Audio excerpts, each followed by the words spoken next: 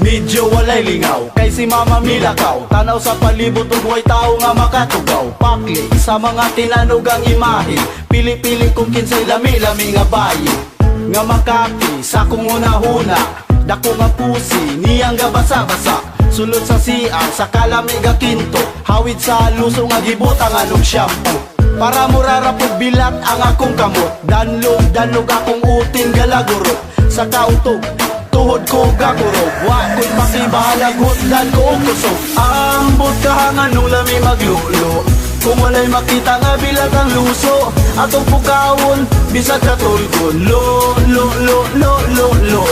Mga lalaking muiyot nga di pa iyoton, kanimoy numero uno nga solusyon. Tanawog yupon, utin wahingon, lo-lo-lo-lo-lo-lo.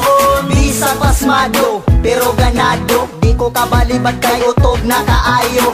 Mura og baga, nga makapaso, ing ani ang puwersa, mangisog akong luso. Hala nang ugat na, ulo may bukad na, gipaningot na kong hinigda sa kama. Bikuga ng paa, agi o paggahiga, panganganak ko sa kalamin. Paspas na ang kamot ko, murag makina, luthan na akong utin, ga pula-pula.